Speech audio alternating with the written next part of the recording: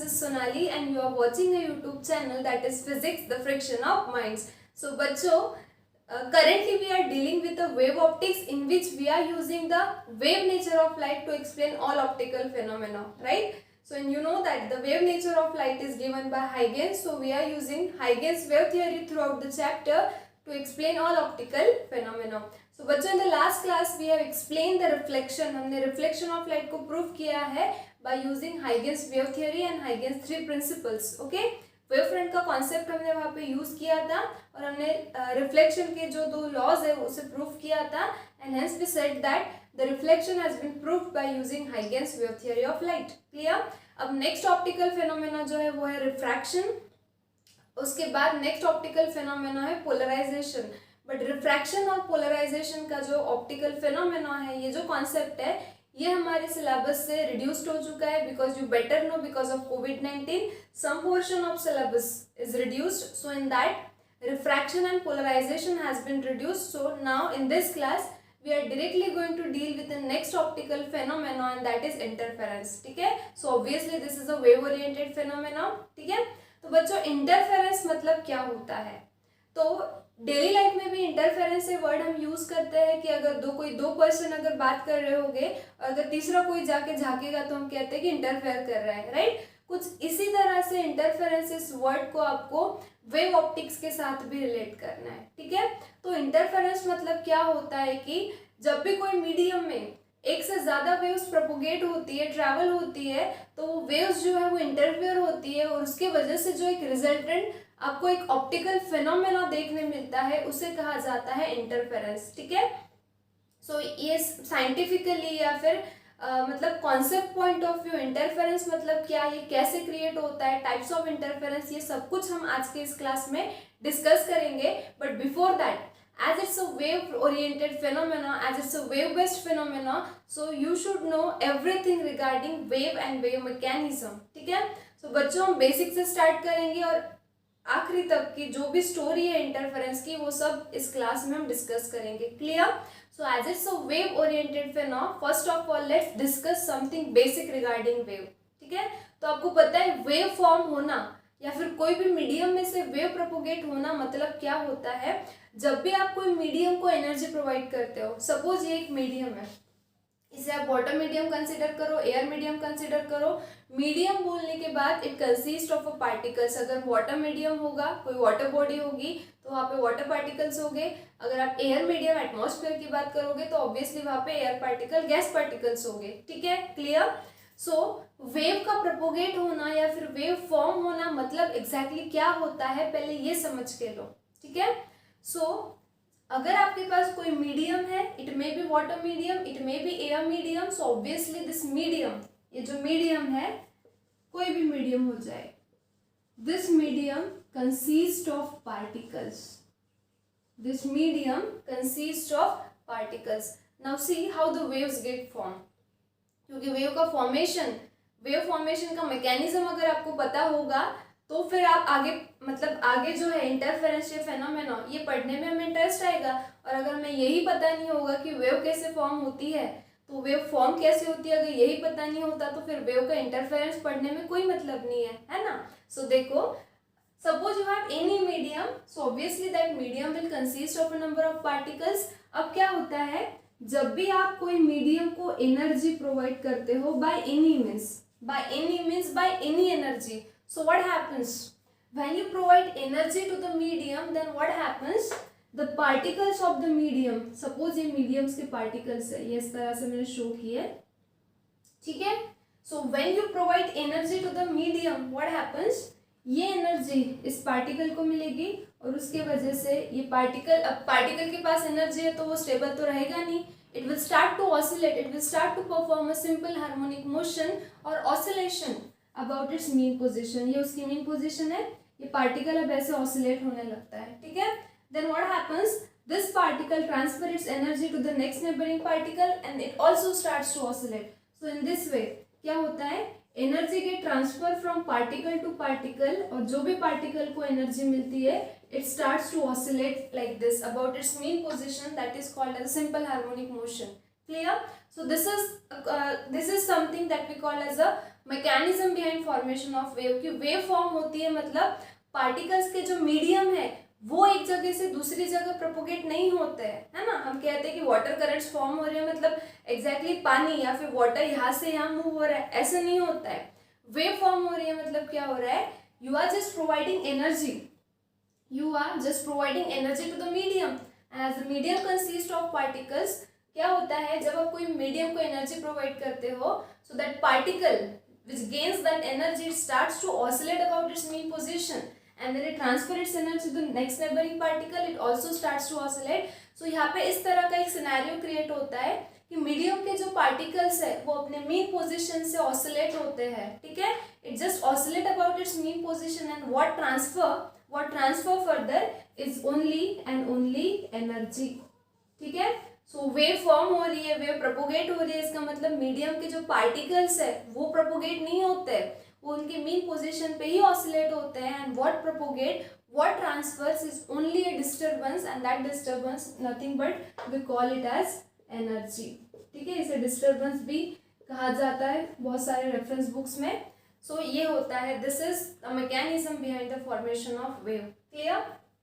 So again I repeat how the waves get form.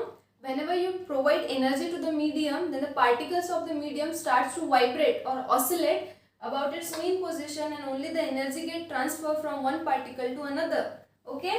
and जो energy के transfer की direction होगी same will be the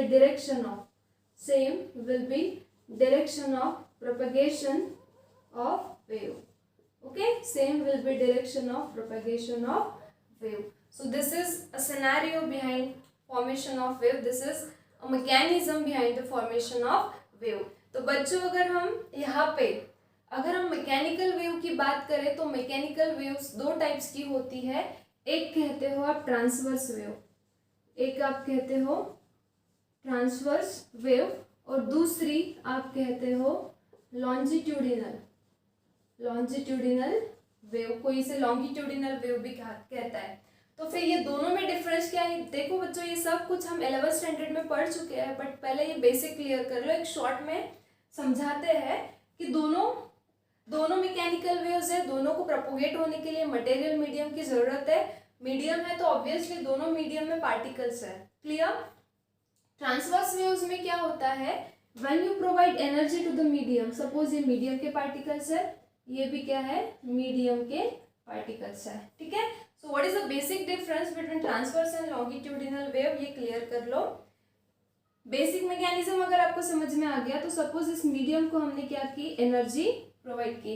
energy provide करने के बाद सपोज ये जो पार्टिकल है मीडियम का, ये इस तरह से ऑसिलेट होने लगा, ये एनर्जी आगे ट्रांसफर हुई, इस तरह से पार्टिकल्स जो है these are oscillating about their mean position and like this, और एनर्जी जो है वो आगे आगे ट्रांसफर हो रही है इस तरह से, और जो एनर्जी के ट्रांसफर की डायरेक्शन होगी वही वेव की प्रोपोगेशन की डायरेक्शन होगी, ठीक है।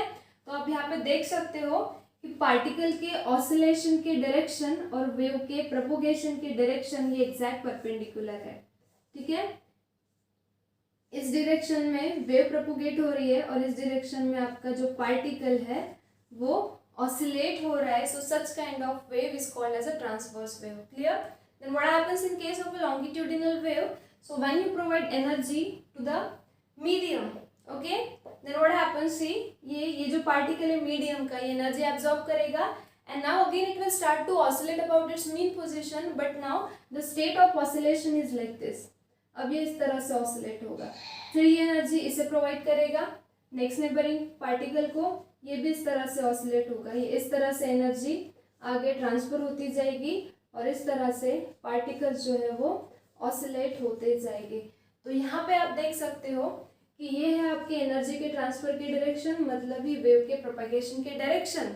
And now see that direction of oscillation of particle, the particles are oscillating in same direction, so this is the direction of oscillation of particle. So such kind of wave is called as longitudinal wave and this is called as a transverse wave. Clear? Examples you better know, water currents जो है, water currents, this is nothing but transverse wave. Longitudinal wave का example आप दे सकते हो sound waves.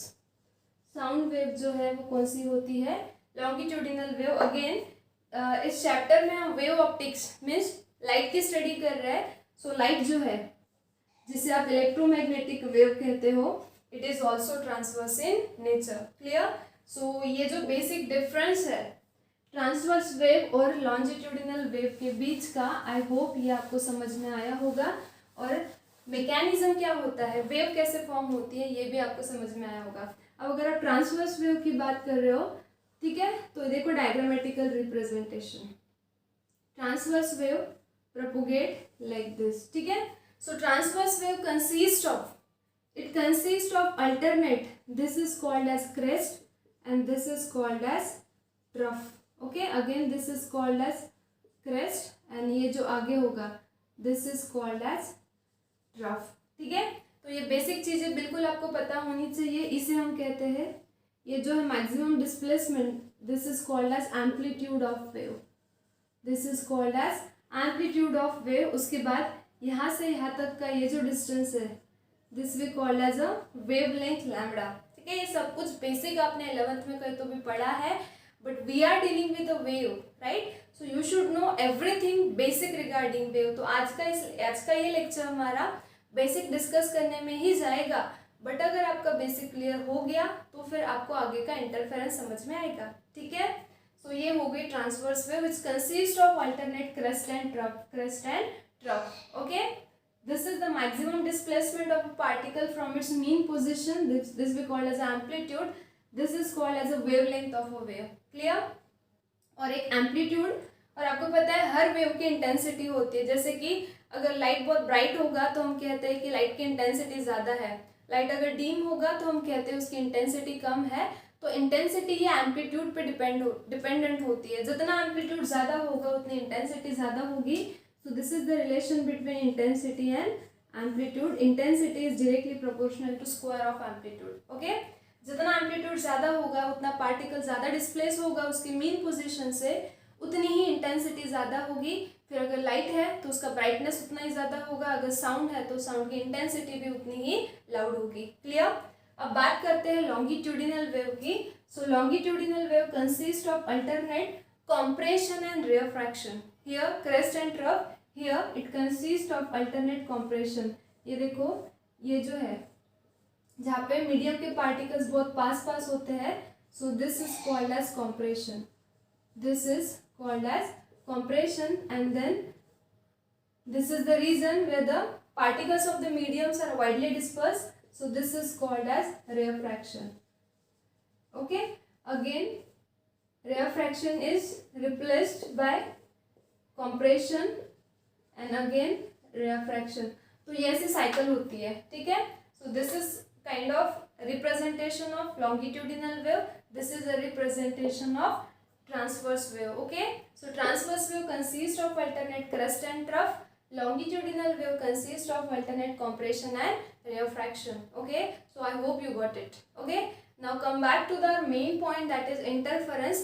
और interference मतलब क्या, अब देखो अगर आपको वेव से रिलेटेड सारे बेसिक्स अगर क्लियर है तो अब हम देखते हैं कि इंटरफेरेंस मतलब क्या होता है। तो बच्चों जो भी डिस्कशन किया उससे आपको एक चीज तो क्लियर हो गई कि जब भी आप मीडियम को एनर्जी प्रोवाइड करोगे तो उस मीडियम के जो पार्टिकल्स है वो अपने मीन पोजिशन से क्या होंगे, ऑसिलेट होंगे, वाइब्रेट होंगे या फिर सिंपल हार्मोनिक मोशन परफॉर्म करेंगे, ठीक है। अब सपोज ये इतना बड़ा मीडियम हमारे पास है, अब हम मेन टॉपिक पे जा रहे हैं कि इंटरफेरेंस मतलब क्या होगा, ठीक है, और टाइप्स ऑफ इंटरफेरेंस पे डिस्कस करेंगे। सपोज ये इतना बड़ा मीडियम है हमारे पास, ये एयर मीडियम, वाटर मीडियम, जो कंसिडर करना है कर सकते हो, ठीक है। बिकॉज सबसे पहले इंटरफेरेंस का फेनोमेना जो है वो वाटर करंट्स में ऑब्जर्व हुआ। Water currents, you know water currents, right, water waves जिसे हम कहते हैं। ओके, तो सपोज ये वाटर पार्टिकल है, सपोज ये वाटर मीडियम है, तो उसका एक पार्टिकल मैंने कंसीडर किया, this is water particle. Clear. अब क्या हुआ, सपोज इस तरह से इस मीडियम में ये वेव आई, क्या आई, इस तरह से ये वेव आई। ओके, सपोज ये पार्टिकल है, अब ये वेव क्या करेगी, ऑब्वियसली इस पार्टिकल को ऑसिलेट करेगी about it's mean position. Suppose इस वेव का कहना है कि पार्टिकल तो ऊपर जा, okay, and perform a displacement of suppose 5 centimetre. Okay, So this wave will displace this particle in vertically upward direction by suppose 5 centimetre. ठीक है, ठीक है, पार्टिकल ऊपर चला जाएगा. अब सपोज इधर से दूसरी वेव आई, सेम मीडियम में सपोज इधर से दूसरी वेव आई. ठीक है, अब ये भी चाहती है कि ये पार्टिकल जो है 5 सेंटीमीटर से डिस्प्लेस हो. ठीक है, so both waves are in phase and that's why both waves are trying to displace the particle of this medium, okay, to the amplitude of 5 centimeter. So now tell me what will be the resultant amplitude or resultant displacement of this wave. Okay, दोनों upward direction में particle को displace करना चाहते हैं 5 centimetre से, तो दोनों waves के कंबाइन इफेक्ट की वजह से रिजल्टेंट डिस्प्लेसमेंट कितना हो जाएगा? Of course it will be 10 centimetre. Clear? अब नेक्स्ट कंडीशन सपोज ऐसे कि इधर से एक वेव आई, क्योंकि इंटरफेरेंस का फिनोमेना तभी होगा जब आपके मीडियम में एक से ज़्यादा वेव्स होगी, क्योंकि एक से ज़्यादा वेव्स होगी तभी वो क्या होगी, एक दूसरे के साथ इंटरफेयर होगी. ठीक है, समझ में आ रही है बात? तो देखो, अब सपोज इधर से ये वेव आई, ये चाहती है कि पार्टिकल 5 सेंटीमीटर से डिस्प्लेस हो. इधर से ये वेव आई और ये चाहती है कि पार्टिकल नीचे के डायरेक्शन में 5 सेंटीमीटर से डिस्प्लेस हो. अब both are trying to displace the particle. This is in vertically upward direction, this is in downward direction. So what will happen? The combined effect of both these waves will what happen? ये phi and this negative phi will cancel out with each other and the net amplitude or displacement of particle कितना हो जाएगा? 0. समझ में आ रही है बात? अब तीसरी केस सपोज ऐसी है, ये वेव आई, ये वेव चाहती है कि पार्टिकल जो है 5 सेंटीमीटर से फिर से डिस्प्लेस हो. इधर से ये वेव आई, ठीक है, ये चाहती है साइमल्टेनियसली दोनों वेव्स आई. ठीक है, ये चाहती है कि अब ये पार्टिकल नीचे के डायरेक्शन में 3 सेंटीमीटर से डिस्प्लेस हो. ठीक है, तो अब मुझे बताओ क्या होगा? This is plus 5, this is -3. So what will be the resultant displacement of a particle? What will be the resultant amplitude of a particle? So this 5 - 3 will be 2 centimetre.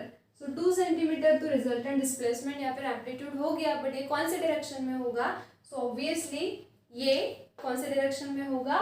इस डायरेक्शन में. तो अब रिजल्टेंट डिस्प्लेसमेंट जो है वो आपका इतना हो जाएगा 2 सेंटीमीटर. क्लियर? सो ये हमने कैसे डिसाइड किया कि अगर हमारे मीडियम में एक से ज़्यादा वेव्स प्रोपोगेट हो रही है, ट्रैवल हो रही है, and if they are reaching the same point of a medium simultaneously, तो क्या हो रहा है? हर wave, each wave is producing its own displacement irrespective of the other. जब एक से ज़्यादा वेव्स मीडियम में आ रही है तो वो वेव्स जो है वो भूल जा रही है कि मेरे साथ दूसरी वेव भी प्रेजेंट है, और हर वेव क्या कर रही है? उस पार्टिकल के उस मीडियम को डिस्प्लेस करना चाहती है इर्रिस्पेक्टिव ऑफ अदर का प्रेजेंस है नहीं है, उससे इस वेव को कोई लेना देना नहीं है. ठीक है, सो ये एक इंपॉर्टेंट चीज़ आपके ध्यान में रखना. जब भी कोई मीडियम में एक से ज़्यादा वेव्स प्रोपोगेट होगी and when it will displaces the particle, okay, simultaneously, then each wave produces its own displacement irrespective, independent of other. ठीक है, it behaves like the other wave is not present and it creates its own displacement. Clear? So ये जो phenomena है इसे हम explain करते हैं by using one principle and that we called as principle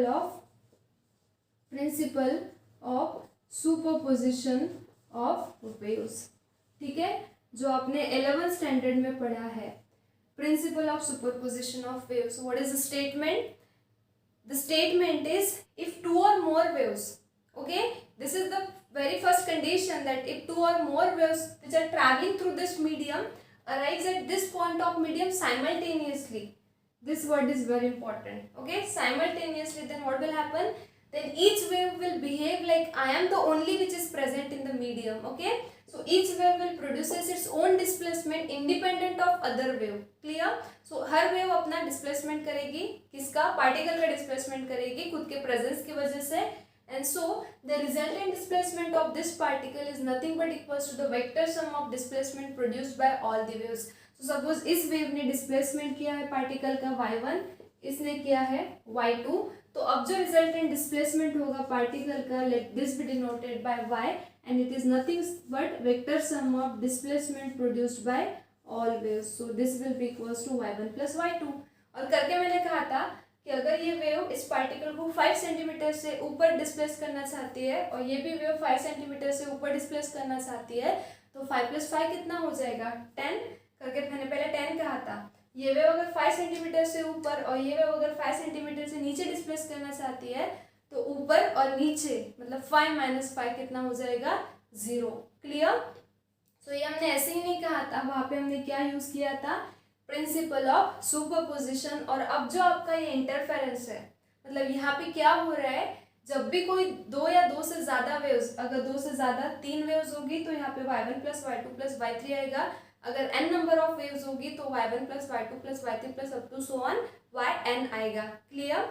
means जब भी दो या दो से ज़्यादा वेव्स मीडियम में ट्रैवल कर रही है और इस मीडियम के सेम पॉइंट पे साइमल्टेनियसली रीच हो रही है, तो क्या कर रही है, हर वेव उस मीडियम के जो पार्टिकल है उसे डिस्प्लेस करना चाहती है। Clear. Independent of other, that means ये जो वेव्स है ये एक दूसरे के साथ क्या हो रही है, इंटरफेयर हो रही है। और इसी पर्टिकुलर ऑप्टिकल फिनोमेना को कहा जाता है interference. And that's why I can say that interference, ये जो आपका ऑप्टिकल फिनोमेना है, interference is nothing but result of superposition of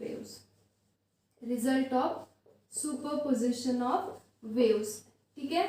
करके मैंने आपको इंटरफेरेंस के टाइप समझाने से पहले सुपरपोजिशन क्या होता है, इसका प्रिंसिपल क्या है, ये सब कुछ समझाया।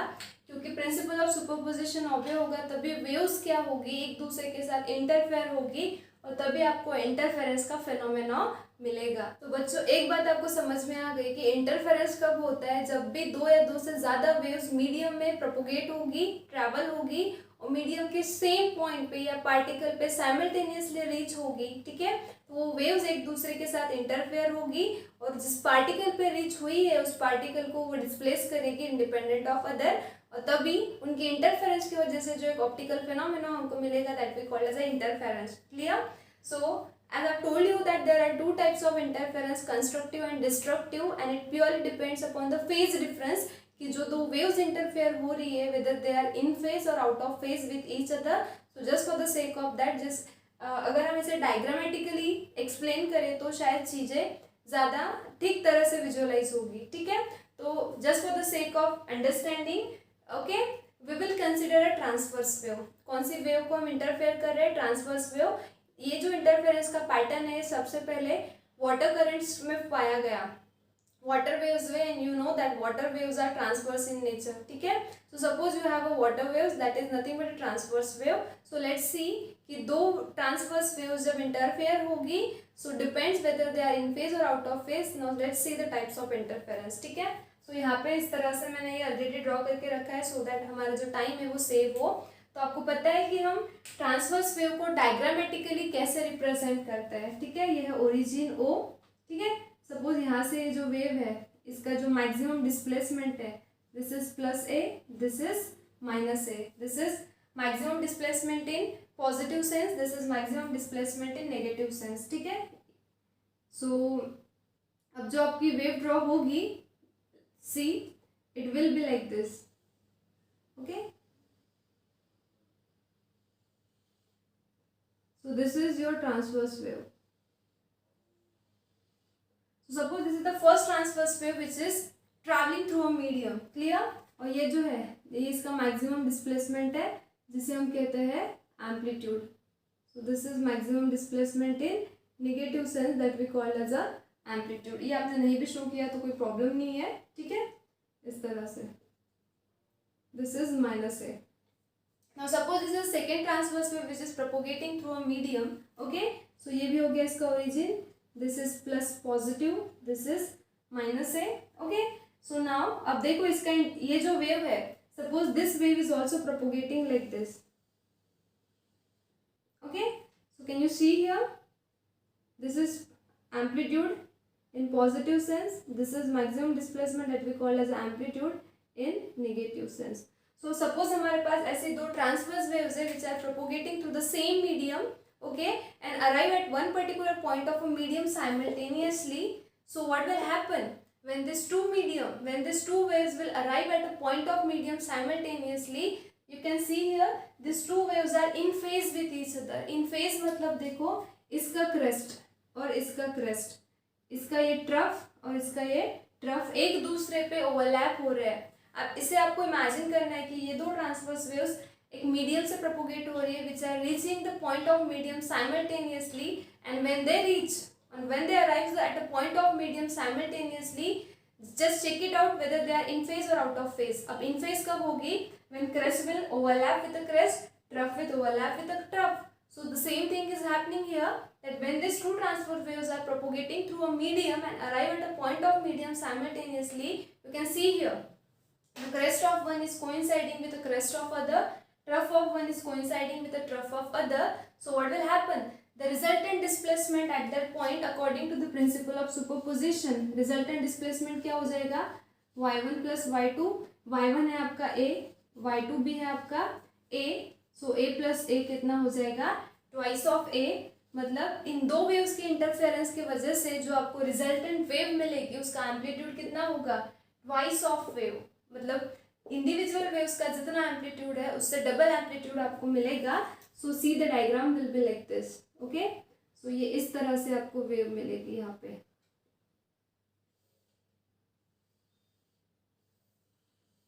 Like this. So see here the resultant displacement here is twice A, this is twice A in negative sense, so this is -2a. Clear? So this is called as constructive interference.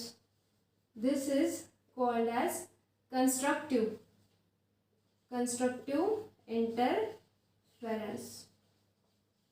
Okay, so when you will get the constructive interference, when crest will overlap with the crest or trough will overlap with the trough, then resultant amplitude at that point will be maximum and you will get the kind of bright light. अगर light होगा तो bright light मिलेगा, sound होगा तो bright sound मिलेगा. यहाँ पे हमने वाटर करंट्स लिए हैं, तो वाटर करंट जो फॉर्म होगी उसका जो एम्पलीट्यूड है वो आपको मैक्सिमम मिलेगा. So such kind of interference is called as a constructive interference. Clear?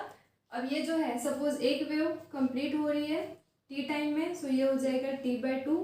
Okay, तो यहाँ पे भी ये हो जाएगा t, ये हो जाएगा t/2. This is t, this is t/2. Okay, now let's see the another case. Okay, suppose this is again origin, this is a, this is -a. Okay, and suppose this is a transverse wave which is traveling through a medium. So this is maximum amplitude in positive sense and this is maximum amplitude in negative sense. So ये एक पहली transverse wave medium से suppose propagate हो रही है और अभी दूसरी transverse wave देखते हैं. This is +a, this is -a. Okay, and another transverse wave is propagating like this. suppose ये इस तरह से propagate हो रही है.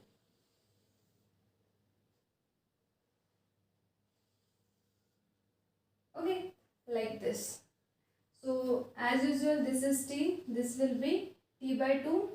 ये t, ये हो जाएगा t/2, ये हो जाएगा t/4, ये होगा 3t/4. आप लिख सकते हो यहाँ पे, ये हो जाएगा t/4, ये हो जाएगा 3t/4. This is t/4, this is 3t/4, t/4, this is 3t/4. Similarly you can write it, this is t/4, 3t/4. Okay,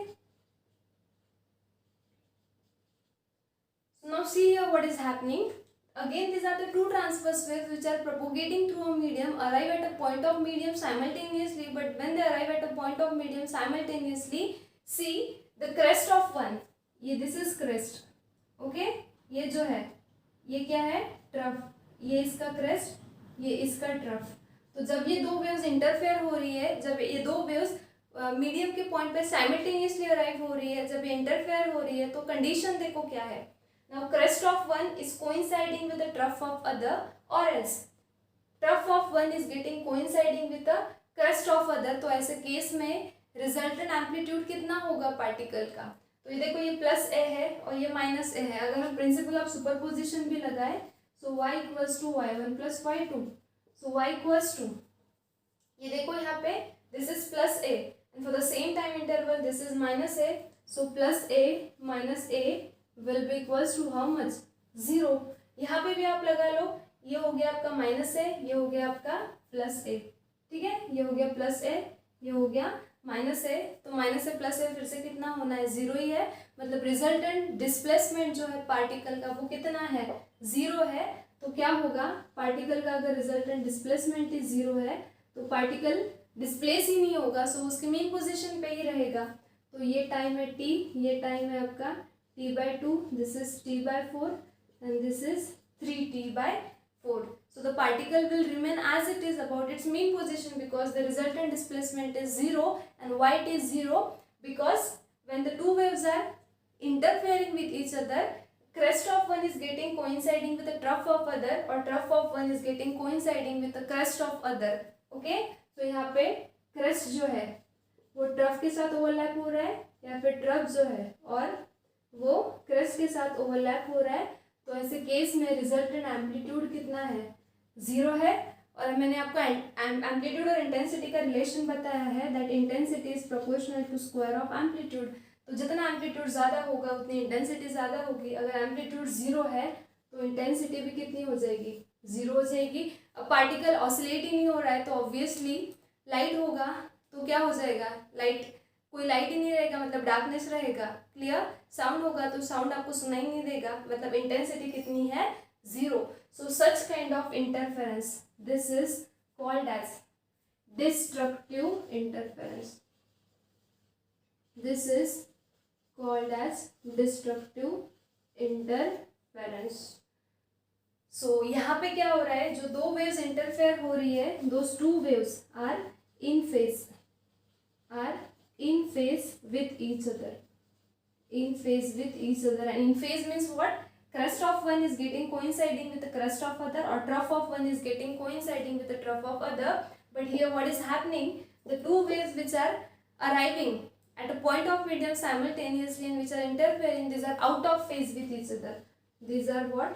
Out of phase with each other. And out of phase है मतलब क्या, एक का crest दूसरे के trough पे overlap होगा, या फिर एक का trough दूसरे के crest पे ओवरलैप होगा, तो रिजल्टेंट डिस्प्लेसमेंट जो है वो पार्टिकल का 0 होगा according to principle of superposition. And that's why whatever interference pattern you will get here, that is called of destructive interference. Clear? यहाँ पे construct हुआ constructive, यहाँ पे destruct हो गया, 0 हो गया destructive. So इस तरह से दो टाइप्स के interference हैं. और टेक्स्ट बुक आप देख लो, टेक्स्ट बुक अगर आप देखोगे वेव ऑप्टिक्स में इंटरफेरेंस निकालो, देखो ये ऐसा डायग्रामेटिकल रिप्रेजेंटेशन आपको कहीं नहीं दिया है, सिंपली थ्योरी दी है, थ्योरेटिकल स्टेटमेंट्स दी है कि ऐसा अगर ये हुआ तो ये इंटरफेरेंस मिलेगा, अगर ये कंडीशन सेटिस्फाई हो रही है तो इस काइंड ऑफ इंटरफेरेंस मिलेगा. बट जब तक आपको डायग्रामेटिकली चीज़ें विजुअलाइज नहीं होती तब तक के आपको कॉन्सेप्ट समझ में नहीं आता है. सो आई होप आपको अगर अभी विजुअलाइजेशन हुआ होगा इस डायग्राम के थ्रू तो अभी आपको इंटरफेरेंस जो है वो समझ में आया होगा. Clear? So this is kind of types of interference. Clear? And such kind of interference were first observed in case of a water currents. तो जो interference pattern वहाँ पे form हुआ था वो हम देखते हैं कैसा होगा. So let's see a pattern, interference pattern that has been first found for the water currents. Okay? तो बच्चों सबसे पहला interference pattern जो observe किया गया that was for the water currents. It was for the water current, that means water waves. Clear? So कुछ अब हमने जो interference pattern देखा वो ऐसे diagrammatically wave form के form में देखा. बट अब इमेजिन करो कि जब वाटर करंट्स फॉर्म होगी और जब दो वाटर वेव्स एक दूसरे से टकराएगी तो कुछ इस तरह का इंटरफेरेंस पैटर्न आपको मिलेगा. So it was first observe, interference pattern ही पहला वाटर करंट्स के लिए ऑब्जर्व किया गया. When you know that water current is nothing but the transverse wave. Clear? So can you see here, अब दो ट्रांसवर्स वेव में क्या आता है, कोई भी ट्रांसवर्स वेव में क्या होता है, क्रेस्ट और ट्रफ. अब यहाँ पे क्रेस्ट ट्रफ तो दिख नहीं रहा है ना, ऐसा इसे आप क्रेस्ट कहते हो, ट्रफ कहते हो, वैसा तो कुछ यहाँ पे ऑब्जर्व नहीं हो रहा है. तो बच्चों इस डायग्राम में जो भी सॉलिड लाइंस होगी that will represent a crest and dotted lines जो होगी that will represent a trough. And you know the criteria for the interference pattern, crest crest पे और ट्रफ पे ओवरलैप होगा तो कंस्ट्रक्टिव इंटरफेरेंस मिलेगा, क्रेस्ट ट्रफ पे या फिर ट्रफ क्रेस्ट पे ओवरलैप होगा तो डिस्ट्रक्टिव इंटरफेरेंस पैटर्न आपको मिलेगा. ठीक है? So here solid line represents crest and dotted line represents trough. Clear? So now see here, जहाँ पे भी दो solid lines या दो dotted lines represent हो रही overlap हो रही है, वो सारे पॉइंट जो है वो हमने रेड डॉट से रिप्रेजेंट किए हैं. आप देख लो कोई भी रेड डॉट इस डायग्राम का, इसका स्क्रीनशॉट लो, इसे जूम करके देखो, जहाँ पे भी red dots indicate red dots represent किए हैं वहाँ पे क्या हो रहा है, एक तो दो डॉटेड लाइन रिप्रेजेंट हो रही है या फिर दो सॉलिड लाइन रिप्रेजेंट हो रही है। अब दो सॉलिड लाइन रिप्रेजेंट मतलब ओवरलैप हो रही है, मतलब क्रेस्ट, दो क्रेस्ट ओवरलैप हो रहे हैं। और अगर दो dotted lines, can you see here, two dotted lines are overlapping, see here two dotted lines are overlapping, that means two troughs are overlapping। so दो crest overlap हो गए या फिर दो trough overlap हो गए तो आपको जो interference pattern मिलेगा वो कैसे रहेगा, constructive। so here crest is overlapping with the crest और trough is overlapping with the trough, so this will be a kind of constructive interference, clear। At the same time can you see here the blue dots, so जहाँ पे भी blue dots बताया है वहाँ पे आप देख सकते हो कि एक solid line दूसरे dotted line पे overlap हो रही है। अब solid line crest को represent करती है, dotted line trough को। कोई भी blue dot लो, देखो solid line dotted line overlap हो रही है, मतलब crest is overlapping with the trough। तो जहाँ पे भी blue dots है वहाँ पे crest is overlapping with the trough और trough is overlapping with the crest। So if this is the case, then you will get the interference pattern and that you call it as a destructive. This is called as destructive interference. So जितने भी red dots यहाँ पे हमने join किए हैं, so these red lines represents constructive interferences and this blue dots and blue lines represent destructive interferences. So you will get such kind of interference pattern where at some place the intensity or amplitude is found to be minimum and at some place the intensity or amplitude is found to be maximum। आपको पता है अगर आपका interference constructive होगा तो constructive interference के case में intensity और एम्पलीट्यूड कैसे होता है, मैक्सिमम, और अगर डिस्ट्रक्टिव इंटरफेरेंस होगा तो इंटेंसिटी और एम्पलीट्यूड कैसे होता है, minimum. So you are getting such kind of pattern where at some places the intensity or amplitude is found to be minimum for the destructive interference where the blue lines are there, right, DDD for the destructive, and at some places the intensity or amplitude is found to be maximum। कहाँ पे मिलेगा, at constructive interference, मतलब blue red lines, C means constructive, okay। So such kind of pattern where at some place the intensity or amplitude is found to be minimum, at some place it is found to be maximum, such kind of pattern which is formed because of the interference of waves, that is called as an interference pattern, clear। So this is a kind of interference pattern which was first observed for the water currents, but the same interference, आपको intensity और amplitude का relation पता है, intensity is proportional to square of amplitude, okay। So पहला interference pattern जो है वो water currents के लिए form मतलब observe किया गया, but we are dealing with optical phenomena in this chapter, so we are interested in the interference of which waves, light waves, right। You know that light waves is also a kind of, light waves भी कौन सी kind of wave है, these are transverse waves which consist of alternate crest and trough।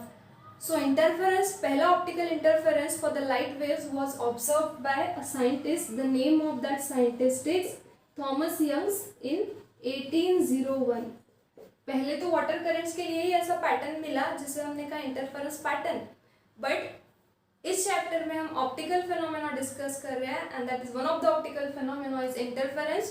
So as it is optical phenomena it is related with the light which और here will use the wave nature of light. So जब दो light waves interfere होगी तो जो interference जो pattern मिलेगा उसे हम कहेंगे interference pattern. It was first observed by Young's in 1801 in his lab and he did one experiment. The name of that experiment is Young's double slit experiment. So first kind of optical interference was observed by Youngs in 1801 while doing a certain experiment in his lab. So and the name of that experiment is Young's double slit experiment. So Young's double slit experiment is the first we can say a practical demonstration or a first experimental proof of optical interference pattern that has been obtained because of the interference of light waves, clear। So Youngs ने जो ये interference explain किया by his Young's double slit experiment, ये हम next class में देखेंगे। तो आज की इस क्लास में हमने बेसिक इंटरफेरेंस डिस्कस किया है, किस तरह का होता है। सेम पैटर्न आपको लाइट वेव्स के लिए मिलेगा, जो यहाँ पे हमने वाटर करेंट्स के लिए ड्रॉ किया है, ठीक है। सो इसका स्क्रीनशॉट आप ले लो, क्योंकि यहाँ से ही बहुत सारी चीज़ें आपको क्लियर होने वाली है। क्लियर। सो बेसिकली आज के इस क्लास में हमने वेव मतलब क्या, वेव कैसे फॉर्म होती है, टाइप्स ऑफ वेव्स ये देखा, मैकेनिकल वेव्स के 2 टाइप्स, फिर जब वेव कोई मीडियम में साइमल्टेनियसली प्रोपोगेट होगी, एक पर्टिकुलर पॉइंट पे साइमल्टेनियसली रीच करती है, तो वहाँ पे प्रिंसिपल ऑफ सुपरपोजिशन कैसे फॉलो होता है ये देखा। और interference is nothing but the result of principle of superposition. So accordingly we have seen the 2 types of interference, constructive, destructive. This is the diagrammatical representation of interference pattern for the water currents, which consist of both constructive and destructive interference. Where the constructive interference, the intensity and amplitude will be maximum. Where there is a destructive interference, the amplitude or intensity will be minimum. If it is for the light, तो light का brightness कम ज़्यादा रहेगा, sound है तो sound की intensity कम ज़्यादा रहेगी, या इतना आप समझ सकते हो, ठीक है। सो ये था आपका basic lecture for the interference. Now in the next class will see the optical interference which is given by Young's through his Young's double slit experiment. Okay, so till then just do it and prepare it. Okay, क्योंकि ये आज का class अगर आपने अच्छे से किया होगा तो आगे का Young's double slit experiment आपको समझ में आएगा, ठीक है। So with that this particular lecture is over. So we'll meet in the next class with the Young's double slit experiment which proves the optical interference. Clear? So till then stay studious, stay curious. Thank you.